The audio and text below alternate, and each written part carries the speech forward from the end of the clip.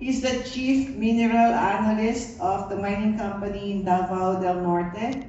Held the following positions: Chief Museum Conservator of the National Museum. He was Research Fellow at the Western Australia Maritime Museum in Fremantle.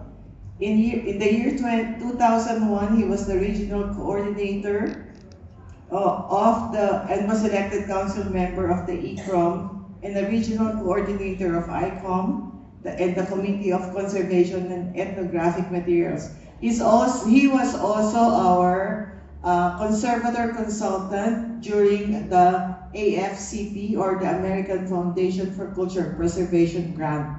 So siya po yung nag-preserve and conserve ng aming artifacts. So Sir Orly, and then I think he's going to show you a film on Kabayan. Tama ba yun, sir? So if you were asking about the mummies, maybe Sir Orly can explain it better. Can I give the microphone to Engineer Orly Abinion? Please clap your hands.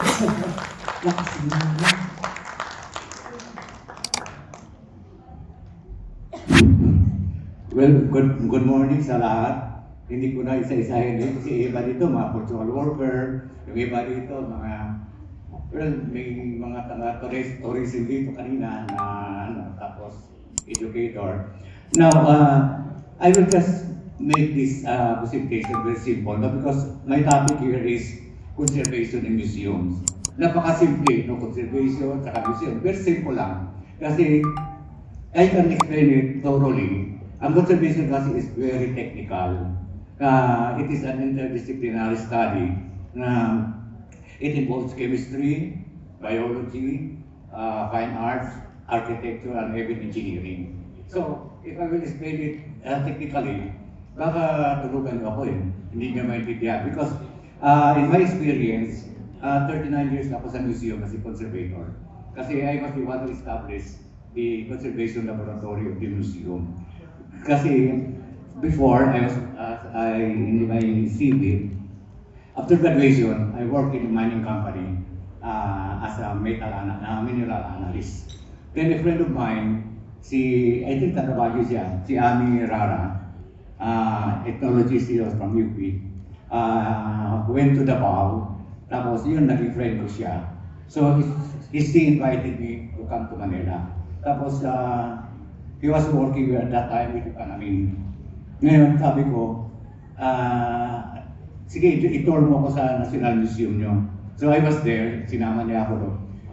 Nakita ko kasi yung mga collection. Since ang National Museum po lang nag-start ng collecting artifacts, 1907 pa. Ang ano nila doon is, hindi pa National Museum, Museum of Ethnology. And doon pa sa may Pedro Hill ang office nila. Maliit lang na isang room. So, marami na rin mga anthropologists from UP who work there. So, nakita ko kasi, sabi ko, what did you do with your collection? I'm not interested sa artifacts. Sabi ko, tinatapon lang yan kaya sabi ko, what are you doing? Kasi bakit nakapatong-patong lang yun, tapos may mga anay na, ganyan. Hindi, every year, nag-inventory kami, yung mga sira na, tinatapon na namin. So, salvage na nila. Kaya sabi ko, bakit ganun? So, I talked to Dr. Peralta. Dr. Peralta, he was convincing me. Sabi niya, can you work with us? Sabi ko, ano gagawin ko dito? Mga antique na dito Tapos, sabi niya, no, under sa Department of Archaeology, Excavation. Sabi ko, ano gagawin ko doon? Sabi niya, you experience ka sa mga metal.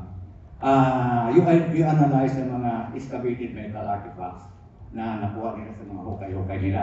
Whether it is an iron, it is a brass, it is a bronze.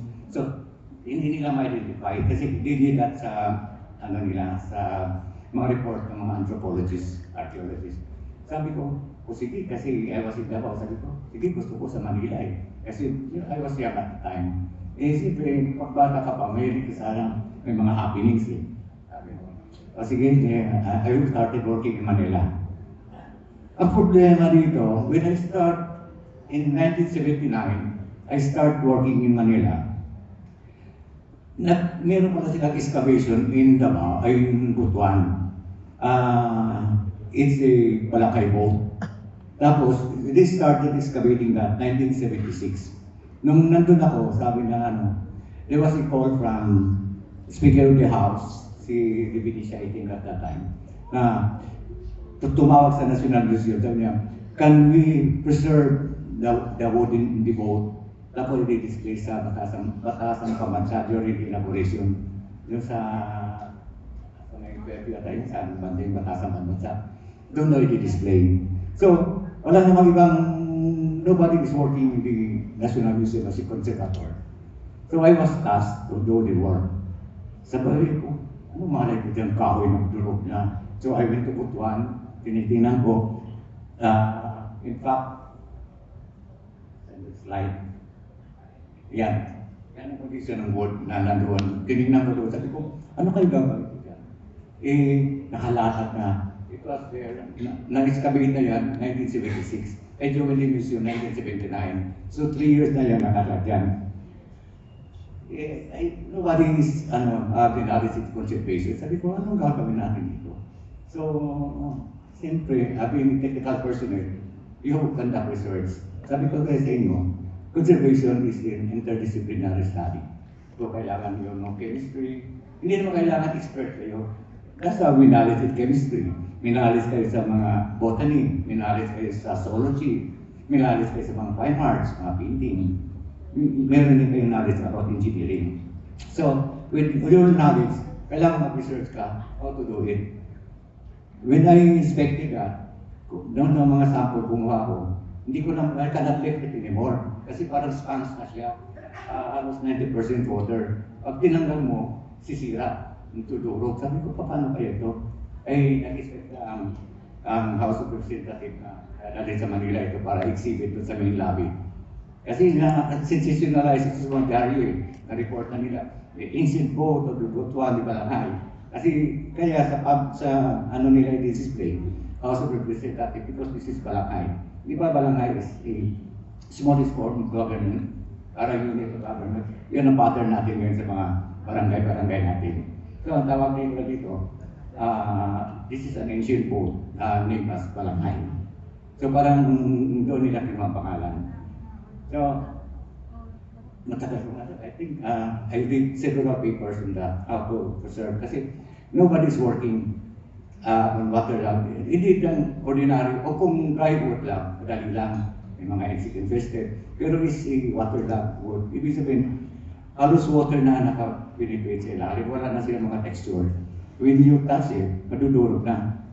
Kaya, I read several papers, no? I conducted several maritime museums, mga laboratory sa Germany, tapos back in Canada, then in Japan.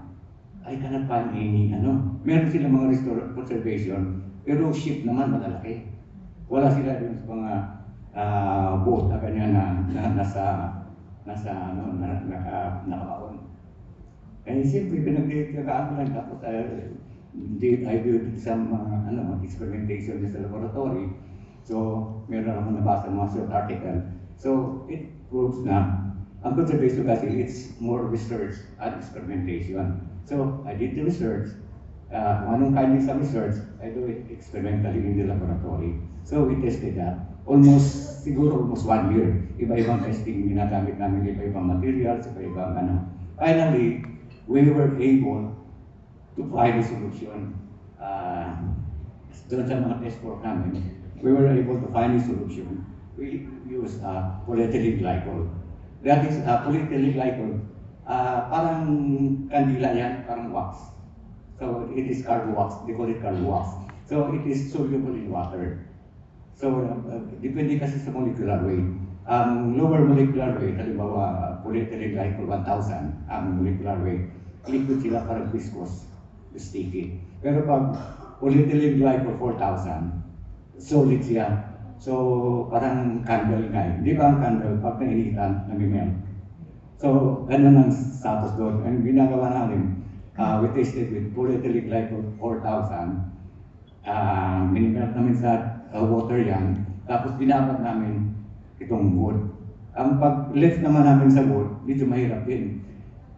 Pinuno ko muna ng tubig. Tapos, pinayod sa ilalim kasi nakadikit parang nakapase, nakatiklay. So, pagtanggal ng mata, so ginagawa namin, nilagyan ng tubig, pinayod sa ilalim ng clay, tapos pinalutang na namin. Nung pinalutang na namin, we cut it, sinagip namin ng net, tapos inakit si taas. So, dun na akit na si taas, that's the time we do the washing. Then we wala perang government gumawa lang kami ng mga temporary mga vat, mga stocking vat, made of wood pa, doon sa butuan.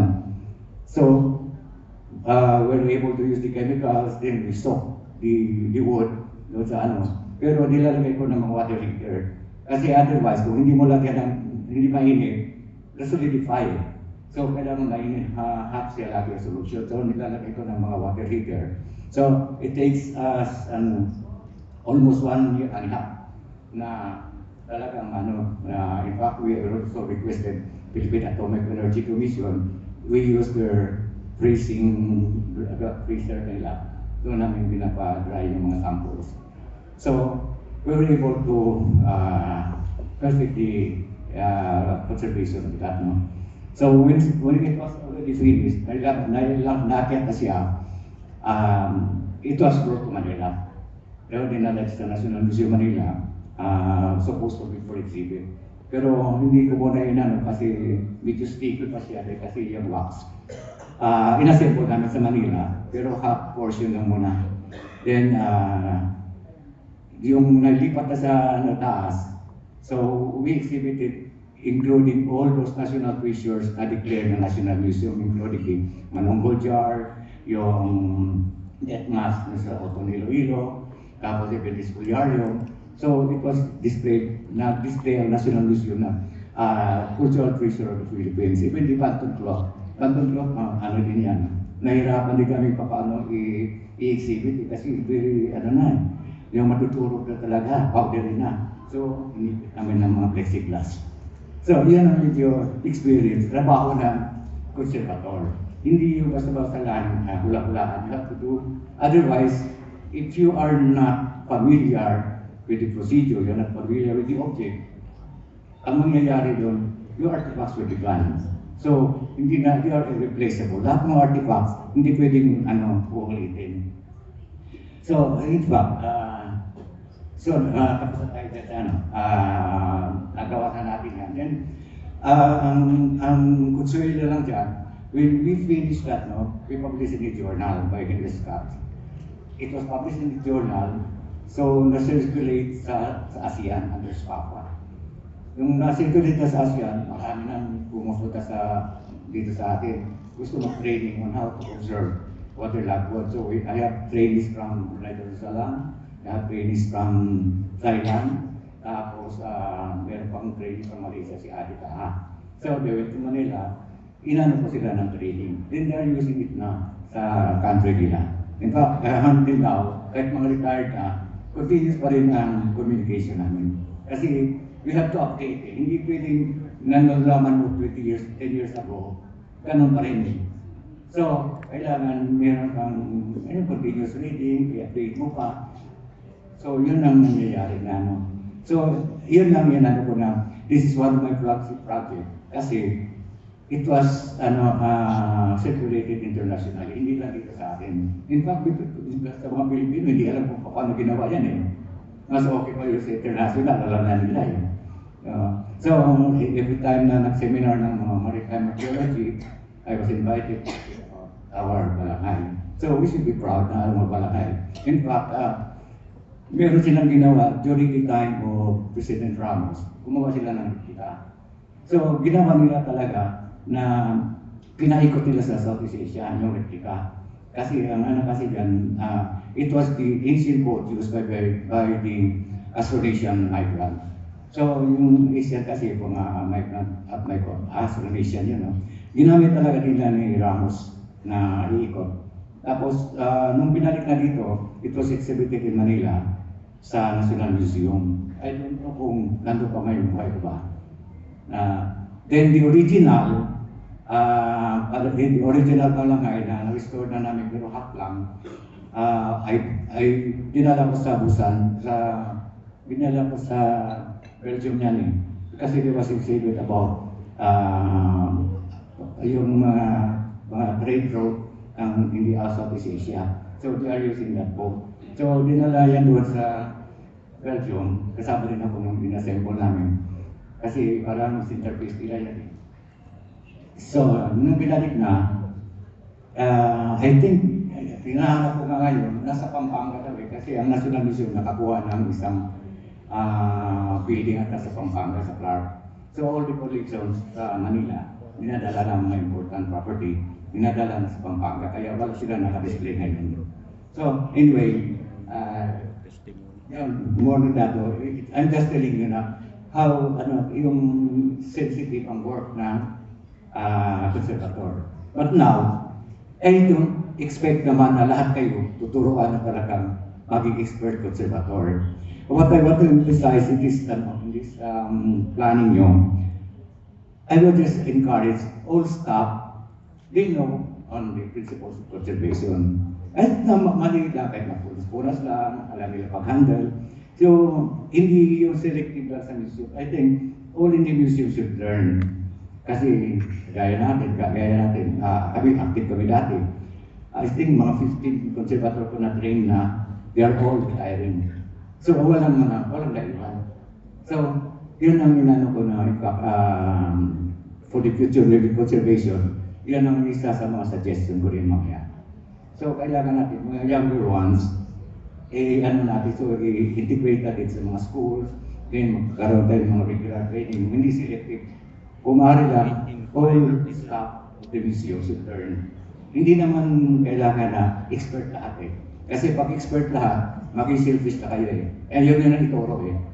I have experienced that eh. Kaya when I requested a foreign conservator to train us, kailangan marami. Kasi pag isa lang yung training nyo, pamilya na siya, ayaw na mag-train. Kasi siyempre, competition yan eh. Kasi halimbawa expert ka, meron pang ibang makapili man ka ng price, ako lang pwedeng gumawa dito eh. So, kailangan to lahat-lahat pareho. Hindi yung isa-isa lang. That's why conservation, I just want na all museum staff, whether you are collector, kasi mga collector hindi naman nagdi-display yan, they know how to handle the collection. So yun ang ko dito, i-highlight natin dito sa corporate natin. Hindi tayo selected sa So we have to, our purpose lang naman natin is to stabilize the collection. Otherwise, kung hindi natin ma-preserve, hindi natin wala naman tayong artifacts na 10 years old eh. All our artifacts are 50 years old above. So madali masisira lang. Kaya na tao, di ba pag 50s ka na, senior ka na, sakit-sakit na. Sino ang partner mo? Sa mga artifact is the conservator. Ang tao naman, ang partner natin is the doctor. So, lagi tayo na sa doctor. Kaya ang mga artifact natin, sa conservator lumalapit.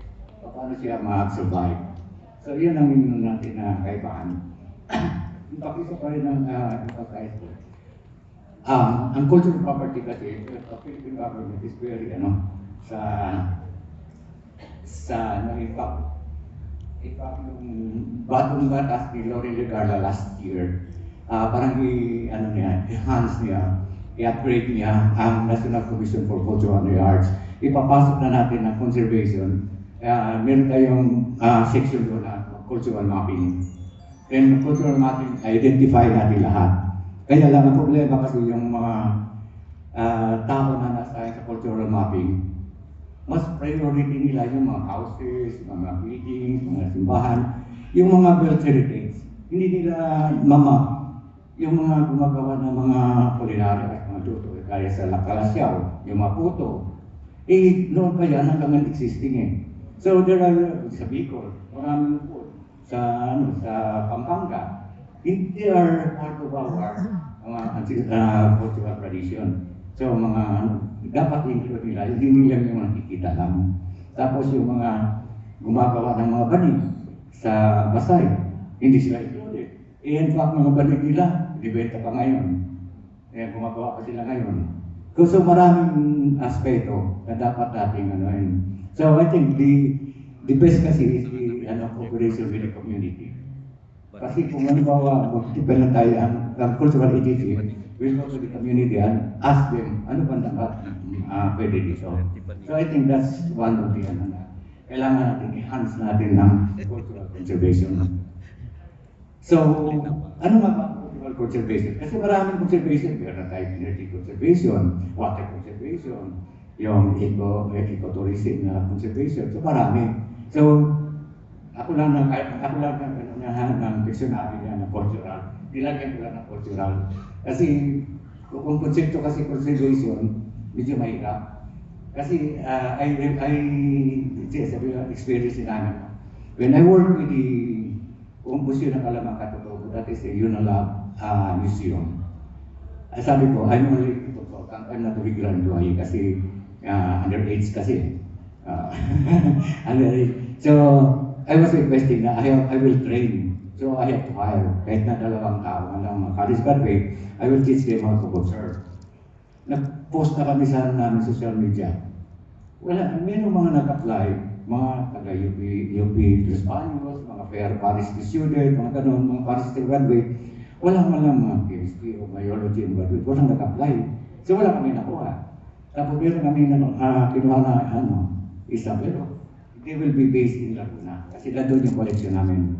Our collection is housed in a 3-story building. We have almost 9,000 collections na ng hindi wala palang museum. Pero I will tell you later what we did. Ngayon, mahirap kumuha talaga ng conservator. Kaya sinisimplify ko na nga, hindi ko na hinapan ng speed. Kasi sabi ko, college graduate and willing to be trained. Yun lang walang mga apply. Sabi ko, bakit hindi pa mga kumuha? So, ang nilalagay ko kasi nun, we are hiring conservator, wala nang apply. Nung sinabi ko na, we are hiring cultural conservator, meron na mga basic history, meron mga anthropology graduate na apply. But siyempre, I prefer kasi mga bagong graduate. Ayoko na mga mas maganda yung bagong graduate because sa museum, when I establish the museum, wala nga puro halos lahat bagong graduate. Ano lang sila na napasok sa museum, hanggang nag-retire na lang, hindi umalis. Kaya sabi ko, maganda pa itong mga bagong graduate ko. Anong na-train nila, doon natin lagi sila nag-stick hanggang nag-asenso sila. Pero pag kumuha ko ng meron na mga IT, nagkahanap pa ng iba ng higher salary. Pero pag na-train mo na sila, parang ayaw na umalis eh. Kaya yung 15 conservator de museum, na kita-kita pa rin kami, winyan-winyan yun, usap-usap din kami. Kaya lang, ito lang pinag-usapan, hindi na yung conservation eh. Anong gamot ginamit mo? Ngayon, tilusartan, ano pang gamot? Yan yung mga gout. Sabi ko, sandali, huwag na tayo mag-usap yan. Ano bang progress ng conservation natin ngayon? So, we need talaga younger gen people na to be trained. Not only in the conservation aspect, but on material culture. Alam nila yan eh. Kasi the most important part in a museum, research and conservation. Kasi you have the collection, you purchase the collection, ano istorya nito? Bakit mo i-preserve? Kung talaga importante. Pero kung nakuha mo, wala namang significance, why spend for conservation? Magastos yun eh. So kailangan yung dalawa magkasama, researcher, saka conservator. Kasi dapat doon ang sa museum. Kasi ang museum kasi, repository of our cultural property. So yun ang sa conservation kasi you have to conduct scientific research and experimentation so para maging successful conservator. So now we will be employing two categories of conservation. We have the preventive, then we have the curative. When preventive kasi lahat naman ng mga museum siguro cannot afford sa mga equipment, mga So we'll use preventive. Hindi nila maka-afford to set up a conservation laboratory. So dalawa yung curative. Yung curative kasi, treatment. Kung meron talagang object na talagang sira-sira na, you have to treat. Pero pag ang object natin medyo maganda pa, bago pa, we'll just use curative. Na i-explain ko sa inyo mamaya how to implement curative conservation. Yun ang sinasabi ko, anong mga yung mga original na natin. there was definition. May definition yan sa National Cultural Heritage. Cultural property is a product of human creativity by which the people and the nation reveal their identity. It includes churches, mosques, natural history, especially in public or private law, movable or immovable. So, ang movable, yung mga maliliit na object. Ang immovable, yung mga structure, mga monuments, ano. Ang tangible, that is part of tangible heritage. Ang intangible naman, yung mga rituals, yung mga dances, mga yan ang intangible. So, ang tangible heritage sa akin, yung movable, yung mga museum parts, museum ng mga ano, they are movable. Now, i-clarify natin ang antique. Ang antique kasi is a cultural property found locally, 100 years old, more or less, and the production of which has ceased. So, di ba, minsan ginagamit natin, antique yan, artifacts yan. Ang pag sinasabi kasing antique, old sila, but they were not, or they did not originate by any minority, from any IT group. Yung piling mga kapitero lang, kumagaya. So, antique na, antak tawag doon. Kaya mga furniture, ginagaya nila yung mga luma, pero hindi yun galing talaga sa cultural minority group. So, ang sinasabi naman natin artifacts, yung gawa talaga nila, gawa ng mga manubo, gawa ng mga ibaloy, yun talagang galing doon. So, we call that artifact. Na 50 years old siya, but they are considered artifacts. Kasi product ng mga indigenous people yan eh. Yung wala naman sila nagtuturo, they make their own design, they make their own ano. Tapos, yan, trabaho ng researcher. Bakit ginawa yan? Anong purpose yan? Anong decoration? Dahil sa mga mami, marami nagtatanong sa akin, bakit gano'n ang mga tato? So I explain to them. We explain on, pa-explain natin. So when you have an object, first thing you do is to assess kung anong damage. Kung kailangan bang itabi na. So you have to assessment analyze the object. So before you do that assessment analysis, kailangan mo na you know what are the factors causing this deterioration. Bakit nasisira siya. Then, sa object also, kailangan you know how to identify ano ba itong object ito? Organic ba? O inorganic? O mix? Gaya ng painting. Painting is a mixed material. Meron kang canvas, meron kang wood, meron kang pigment. So, iba-ibang material yan. Siguro, alam nyo na kung anong ibig sabihin ng organic. Galing sa living things, mga halaman. Tapos inorganic, so bato, metal, mga ganun. Pag mix naman material, yung usually painting, minsan mga spear o an arrow, kasi yung wood, tapos ang spear nila metal. So mixed material yan.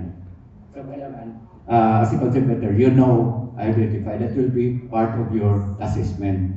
Dapat meron din kayong record book or record template so that you can use that later on. Mag-organize kayo ng database.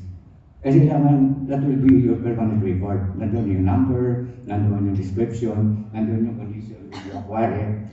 Tapos yun lang natin, basis natin. Kailangan, meron kayong hard and soft copy of the object. Kasi hindi naman tayo lagi nandyan eh. Yung mga sumunod natin, makita nila din yung mga previous history ng object. Kailangan malalaman mo yung history ng object. Then determine the causes of deterioration. Yung sa preventive, kailangan malalaman yun. Kasi, halimbawa, your storage or your gallery, mainit masyado. So, ang tendency doon, magkrakrak yung mga yung bamboo, yung mga wood, mainit. At malamig naman, ang mga metal mo naman magkukurod, magkaroon ng patena, kasi yung moisture, nag-react doon sa metal. Tapos, yung sunlight, araw. Kung halimbawa naman nag-display ka, malapit sa gitna ng arawan, yung mga object mo naman textile, nag-fade yun. So, kailangan mo alam mo what are the causes of deterioration. Yung handling, halimbawa, paghawak ng specimen, in fact, meron kami pinagalitan mo nagkaroon kami ng exhibit sa Manila. We borrowed it from Italy. Ang mga worker na nag-handle sa mga ceramic, sabi ko hatong ganun. Kasi kung hindi tama niya, baka matanggal yung mga hair niya. Talagang dito mo sa baba, tapos nakakard pa yan. So, yun ang mga physical damage mangyayari if you don't know how to handle. Kaya handling at saka impacking, kailangan yun mo that. Alam nila yun. So, yun ang mga lalabas ko sa inyo yung mga organic material, process of deterioration, insects, organism. Sa insects naman sa organism, you should consult a microbiologist kung anong klaseng insekto. Kasi maraming insekto na gaya sa mga bugs, silverfish, sa mga wood, yung mga anay, yung mga wood borers. So anong mga chemicals pwede doon? Na which are available naman locally. Yung mga fungus, anong gagamitin sa fungus? Yung yung ibang object pa, mga molds. Meron talaga mga fungicides, mabibili. So dapat yung mga sakit ng insects. Sabi na. Tutuloy ko lang ba yan? We'll give a little more time sa question and answer kasi at 12 lang. No? So, masasagot mo siguro yung ibang gusto mong sabihin with their questions. No? Okay. So, can we open the floor for those who would like to ask any yes? The mic is Anyway, later on, pakita ko sa inyo ang graph, ang mga tables, ang mga required, mga recommended temperature, recommended humidity sa bawat museum, which you can copy sa kasi paperless kasi ngayon tayo, hindi tayo pwede mag-print eh. Okay, any question? I am just interested if you would have already come up with a kind of a manual that's oriented towards Philippine museums na meron na tayong nag-identify ng mga usual na insects, yung microorganisms. Because most of our materials, especially for us, ethnographic museum, this would be on organic materials, yung rattan, halimbawa dun sa weavings, cloth, and wood dun sa bulor, and also metals, all these ones. I am just curious kung meron na tayong na-establish na manual, and then kung ano yung mga insects na yun, and ano yung mga treatment nila. I think if you have something like that coming from the National Museum, it should be a very great help to all of us here. Okay, thank you very much for very informative question. No? In fact, I will explain that later. It's part of my recommendation dito sa seminar, which NCCA could implement. I have 3 recommendations regarding the manual, education, saka yung mga workshop training. So that will be discussed later. No? But we have manual. In fact, regarding these mga conservation notes, our museum ng Alam Katutubo, have a Facebook page. Last year, 2 years ago, we published twice a month mga conservation notes, how to conserve wood, how to conserve metal, how to conserve brass, bronze, camel hair, lahat ng mga yan. We have that in our conservation notes. That's what I want, if such as NCCA, if I can have that printed and to be distributed sa mga museums, which later on, i-emphasize natin how to do it.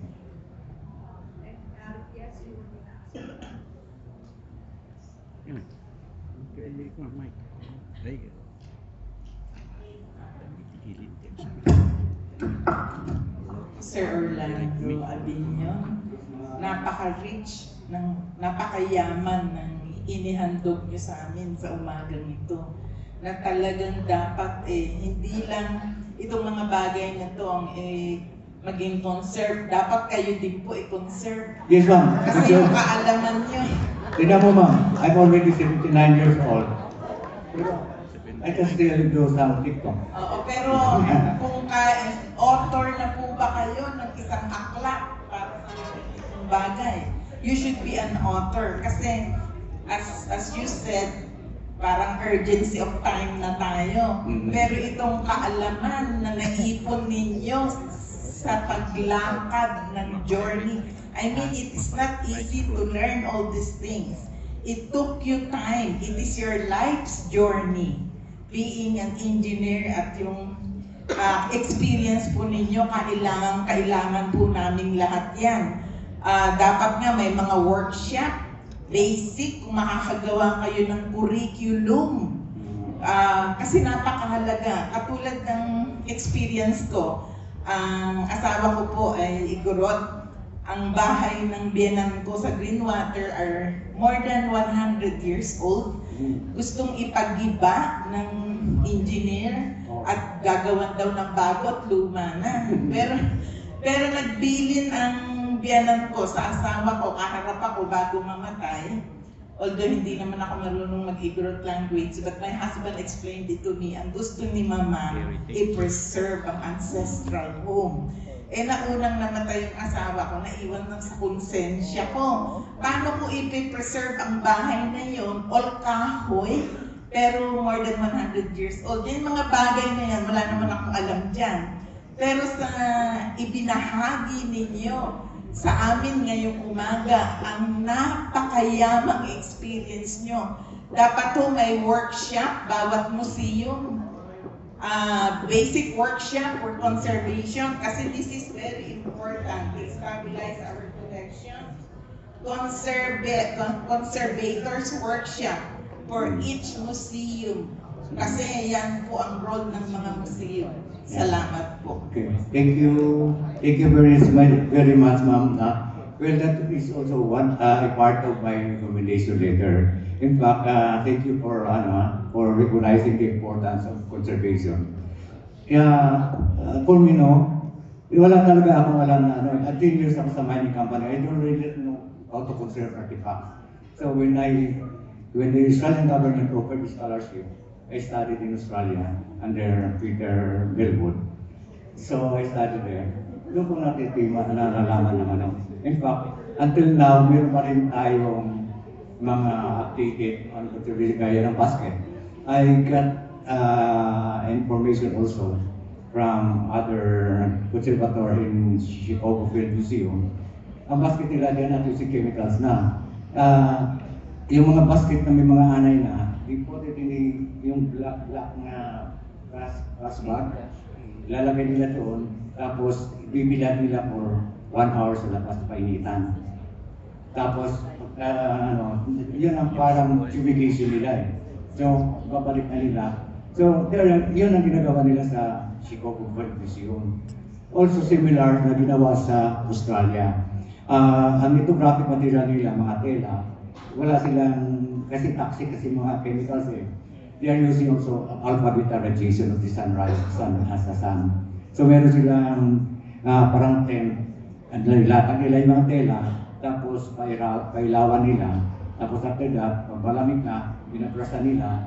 So, may natatanggal ng mga maliliit na So, yun ang video mga motivation na gagawin din natin dito. Which, pag na-finalize itong plan ko na i-propose sa HCCA na magkaroon ng training workshop, actual mismo doon sa mga field na iikot natin mga region, I think that's better. Hindi tayo mamimili ng museum staff, student, o mga tour, kasi target din namin ngayon yung mga tour, mga beach tourism eh. Kasi marami na rin akong training ng beach tourism. Kasi nag-guide sila sa mga sites. They should know how to preserve the sites. So marami pang pag-uusapan, no? But we will probably entertain one more question. But it is mentioned na meron palang basic conservation guidelines sa Philippine Historical Commission na pwede ninyong i-download. Just to inform you, but yung mga special conservation na alam po ni Sir, yun naman ang ibang klase, no? But for basic, meron kayo pwede i-download. So one more question before we proceed for our lunch break. Okay, mukhang maraming reaction. So one reaction lang po. One reaction. Kasi can we agree na sa forum for the activity this afternoon, pag-usapan nyo na mabuti, and if Sir can be available to offer some of your plans, no? So last reaction before we break for okay. One reaction. Okay, so Bismillahirrahmanirrahim. In the name of Allah, the most beneficent and merciful. Hi, Sir Kuya Orly, my mentor in conservation of the National Museum. In fact, I've been trained several times by Kuya Orly. First is the 1 month conservation and preservation of museum objects. Second is first basic museology. And the third one is the second basic museology part 2. Yan, andun ako yan, lahat yan. In fact, I miss these people, si Kuya Mau, then si Kuya Orly, at si Cecil, kasi have been a member of the pioneering member of the PASCON. PASCON is Philippine Association of Scientific Conservation. Alhamdulillah, nasa Marano. So far, sa akin naman, I really did my part in our Aga Khan Museum. But because of lack of facilities and chemicals, what we only did is mechanical cleaning. Pero so far naman, because of the temperature is good, maganda naman. So, kunti-kunti lang na-reiterate sa mga woods. So, andun si Sir Early, nakapunta doon sa Aga Khan Museum. Tapos, yung so far, yung brass naman, kung kami nakaka-focus. Kasi just matter of mechanical cleaning with alcohol, cotton, removing the great disease po, di ba? Bruce disease. So, sa akin is, yeah, everybody could be a conservator. Everybody is, could be a good conservator. It depends po sa tao. How you love, your passion to protect our cultural heritage objects in the museum. Thank you po. Maraming salamat. Napaka-importante, museum ang pinag-usapan, so we should preserve. However, Sir, mukhang very highly technical po yung kailangan yung i-share. And probably it's just a recommendation na sana bago tayo umalis, no? That we make probably another session with Sir. Kasi he can't explain this in 10, 15, or 30 minutes, diba? So, sana mag-arrange na tayo ng time na pwede po tayo to sit down with you in detail. So, would that be, mamaya po, pwedeng each group, pag dinivide na po kayo, to find a way to get you on board siguro. It's just a suggestion mo. In fact, we have a commitment to the Baguio Museum after our treatment ng may mga ito assessed by American na gayon sa US Embassy. We promised them that we will conduct a summer workshop training on conservation. Pero ang nangyari rin, nagkaroon ng COVID. Oo, that was 21, 22. So hindi namin na-implement. But we have a program, we have a commitment sa US Embassy that we will be holding, pero sa inland lang, not the entire Philippines. Sa inland lang. Pero yun lang, we have that program na magkaroon kami ng training workshop. Kasi I want to emphasize na yung mga English, yung mga literature natin sa abroad, ang ginagamit nila mga materials, doon lang available sa kanila. But what I'm working now, ang material natin ay available locally. Hindi na kailangan mamili tayo sa labas. So that will be in the manuscript which I prepared na gastusan ko sa NCCA para i-print nila. So again, maraming salamat. Let's give him a warm applause for a very important lecture.